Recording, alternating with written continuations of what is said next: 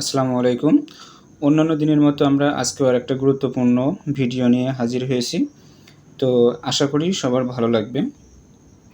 আজকে আমরা যে টপিকটা শিখব সেটা হচ্ছে যে একটা কমন নাউন কিভাবে আমাদের কালেকটিভ নাউন হতে পারে। অর্থাৎ একটা বাক্যের মধ্যে যদি আমাদের একটা কমন নাউন ব্যবহার করা হয়, সেই কমন নাউনটা কখন কখন কালেকটিভ নাউনের মতো আচরণ করবে সেটা আমরা শিখব। আচ্ছা, কমন নাউন এবং কালেকটিভ নাউন এটা হচ্ছে যে আমাদের এই সম্পর্কে মোটামুটি ধারণা আছে, কারণ এর আগের ভিডিওগুলোতে আমরা কমন নাউন এবং কালেকটিভ নাউন সম্পর্কে কিন্তু আলোচনা করেছি। সুতরাং এখন বুঝতে সমস্যার কথা না। তো কথা হচ্ছে যে আমাদের এখানে এই যে অ্যাডমিশন পরীক্ষাগুলোতে এই ধরনের প্রশ্নগুলো সাধারণত বেশি এসে থাকে। তো যারা অ্যাডমিশন পরীক্ষার্থী আছো, আশা করি তারা ভিডিওটি দেখবে এবং এই সম্পর্কিত এর পরে যতগুলো প্রশ্ন আসবে আশা করি সবগুলোই তোমরা সমাধান করতে পারবে। তো এখানে আমাদের যে একটা কথা বলি যে এ ব্যাচ অফ স্টুডেন্টস, এখানে যে স্টুডেন্টস আছে, স্টুডেন্ট হচ্ছে আমাদের কী নাউন? Common noun. আচ্ছা, এখন এখানে কি আছে? এ ব্যাচ, তার মানে যে ব্যাচ আছে। আচ্ছা, একটা ব্যাচ কি কখনো একটা স্টুডেন্টের সমন্বয়ে কি গঠিত হয়? যদি একটা ব্যাচ গঠন করতে হয় তাহলে সেখানে অবশ্যই একের অধিক মেম্বার কিন্তু লাগবে বা স্টুডেন্ট কিন্তু লাগবে। তাহলে এইখানে যে স্টুডেন্ট আছে, স্টুডেন্টকে এখানে কি আছে? প্লুরাল নাম্বার হিসেবে কিন্তু ব্যবহার করা আছে, কিন্তু তারা নাউনের দিক থেকে কোন নাউন?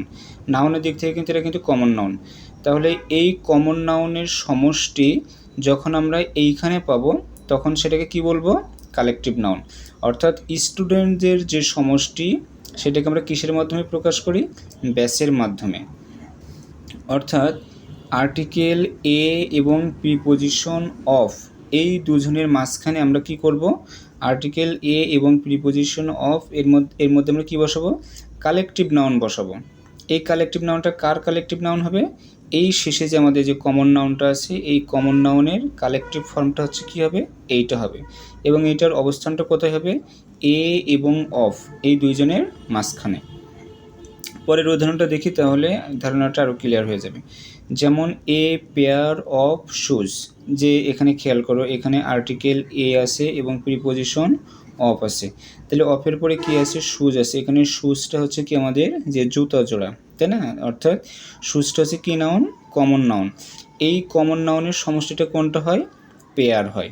আচ্ছা, পেয়ার মানে জোড়া না, তাহলে জুতা হচ্ছে যে জুতার জোড়াটা কি হবে? যে পেয়ার হবে।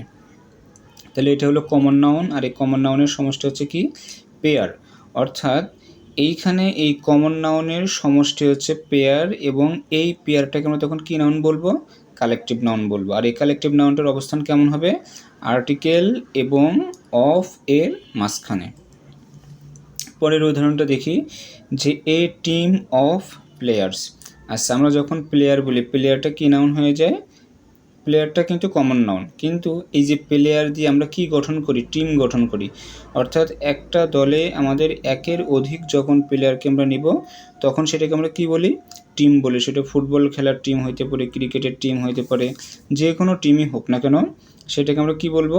কালেকটিভ নাউন বলবো। অর্থাৎ এই কমন নাউনের সমষ্টিটাকে আমরা কি বলবো? Collective noun. এখানে কালেকটিভ নাউন কোনটা? Team.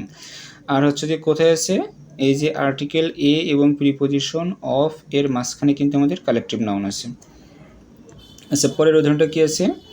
A hard of cows. আচ্ছা, আমাদের যে কাউ আছে, কাউটা কি নাউন? কাউটা কিন্তু কমন নাউন। তাহলে এই কাউ এর সমষ্টিটা হচ্ছে কি?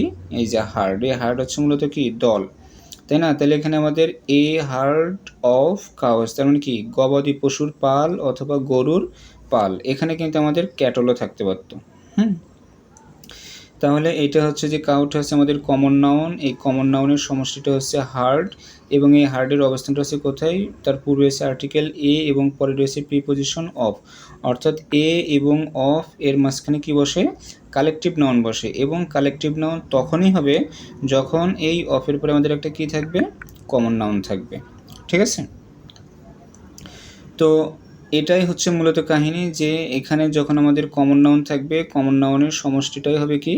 কালেকটিভ নাউন এবং তার অবস্থান কি এ এবং অফ এর মাঝে হবে।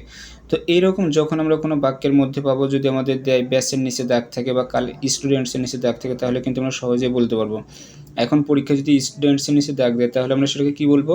কমন নাউন বলবো। আবার যদি ব্যাসের নিচে দাগ দেওয়া থাকে তাহলে কী বলবো? কালেকটিভ নাউন বলবো। তো আশা করি এই সম্পর্কিত সকল সমস্যার সমাধান এই একটা ভিডিওর মাধ্যমেই তোমরা পেয়ে গেছো। এরপরে যদি কোনো আইটেম বুঝতে না পারো বা বুঝতে সমস্যা হয় তাহলে সেটা আমাকে অবশ্যই জানাবে কমেন্ট বক্সে।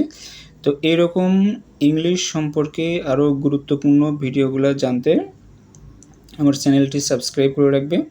আমি সবসময় তোমাদেরকে নতুন নতুন কিছু শেখানোর চেষ্টা করব। তো সবার জন্য শুভকামনা রইল। ধন্যবাদ।